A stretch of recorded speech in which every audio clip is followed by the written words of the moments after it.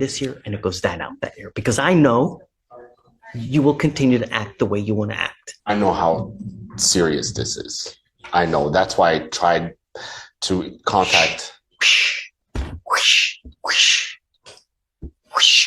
You want to do when you have two open DWIs. And I told you there was absolutely no tolerance. And here you go. Just, I'm going to do whatever I want. Don't work like that, Mr. La Bomba. If you have things that you need to do, you need to ask for permission first. We don't know where you are. We don't know what you're doing. You just take off and do what you want to do.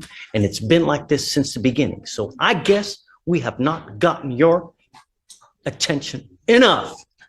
I tried. I sent an email to my probation officer to ask. You don't have a probation officer. You have bond conditions that you are supposed to live up to. Not. I'm sorry. I didn't know.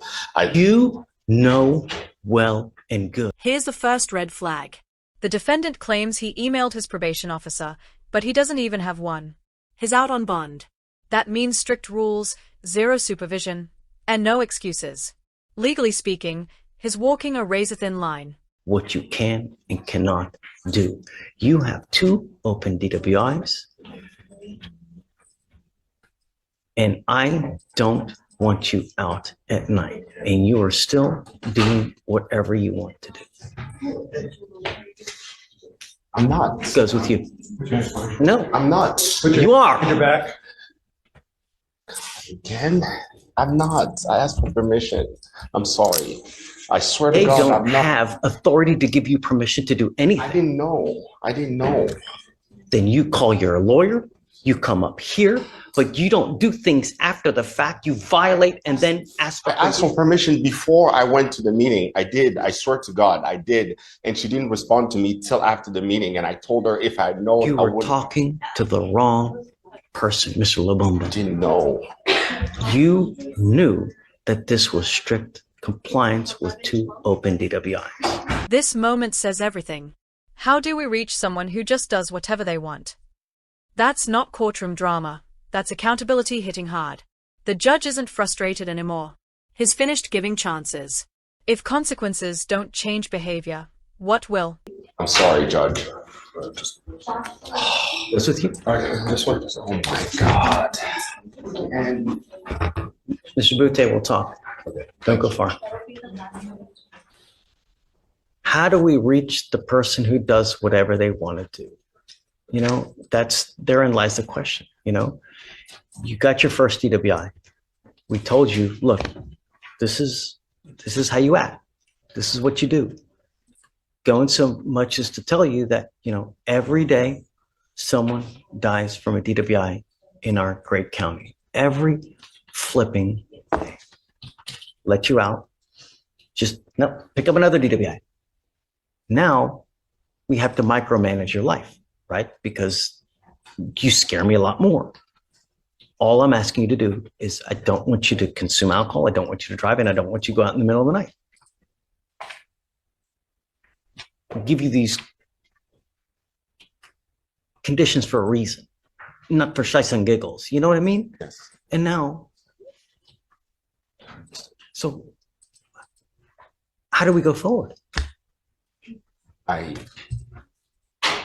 can promise you I was not gonna go to the meeting if I had gotten a response back before the meeting. You've already promised me 2 times before. This one when I got the email back the day after I'd already gone, I told her if she had emailed me back before the meeting, I was not gonna go because I'm not playing around. I mean, with this. but did you email the day before your meeting?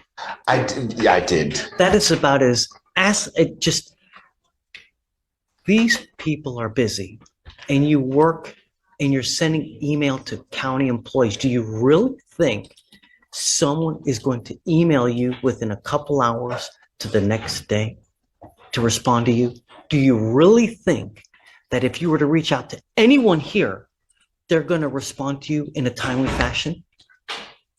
I know. You have to consider how many thousands upon thousands of emails people here get a day. People here get a day. Victoria, how many emails do you get a day? Oh, at least 100. No joke. You're emailing pretrial services where they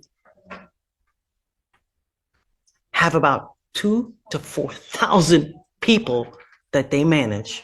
Well, I mean, probably again, 2 on a daily basis, where they're hundreds upon hundreds. So for you to think that they're actually respond to you, I don't believe you. I think that what you did was that, you know what, I'm going to send an email just so that I CYA and I'm going to go do what I want to do. That's basically what I think. No, I don't. I'm not messing. I'm not playing with this. I am not playing around with this. I'm taking it very serious, sir. Very serious. I'm very. There is no act and ask for forgiveness later. We don't subscribe by that theory. We don't. There's no acting like a little child begging for forgiveness later. Okay, Dad, I'm sorry. You know, I won't. That's what my child does. My child will do stuff. Come on, bud. Don't do it. Dad, I did it again. Oh, come on. I told you. When people do that to me, your sorry goes in this ear and it goes that out that ear, because I know you will continue to act the way you want to act. I don't know, Will. I'm just. He showed me proof of the meeting. He was trying to get another job so he could work from home because he can't drive anymore. He was 48 minutes late. And in the email, I guess he thought he would get an email response within 24 hours or so. He emailed that morning. The meeting wasn't until late that night, the next day. So when I spoke with him, I understand that it's not the most egregious error. I understand that. I get it. But a condition is a condition. And the problem is that if we let you go, what does that tell you? I know how serious this is. I know. That's why I tried to contact.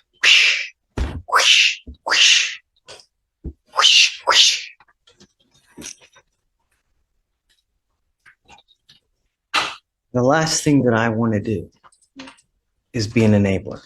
The last thing I want to do is act in a way where it tells you that it's okay for you to do what you're doing without consequence. Because one of the biggest things that I like to teach here, because, you know, in a way I think of myself like a father to everyone. I like to teach, right? And I want everybody, no matter who they are, no matter what color they are, no matter what they're doing in their life, I want them to leave better.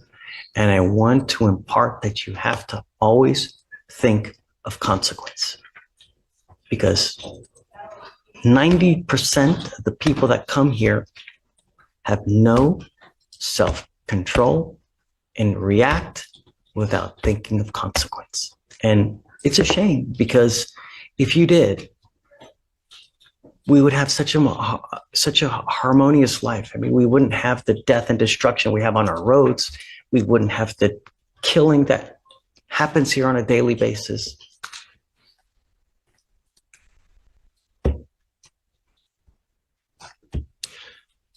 What does he have on his ankle now? I guess he You have a scram and a GPS monitor? Yes, Judge.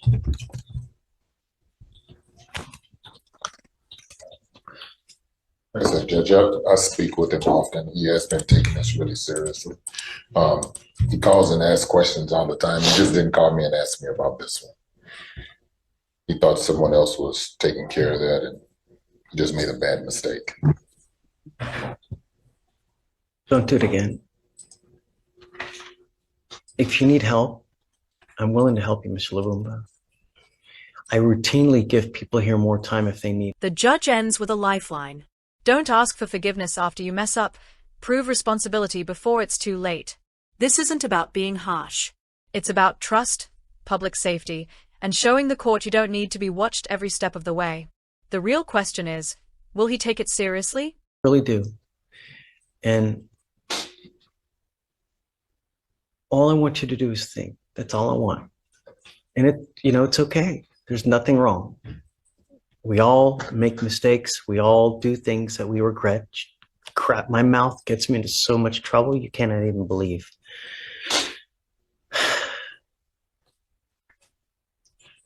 I will continue your supervision.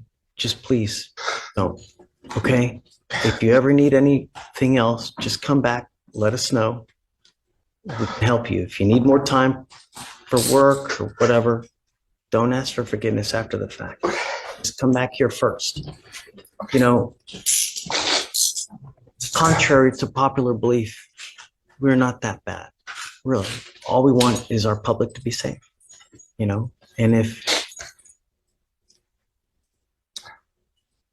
if I know that I can count on you to help me with my public, then I'm more inclined to go with you on what you need. All right? Please don't again.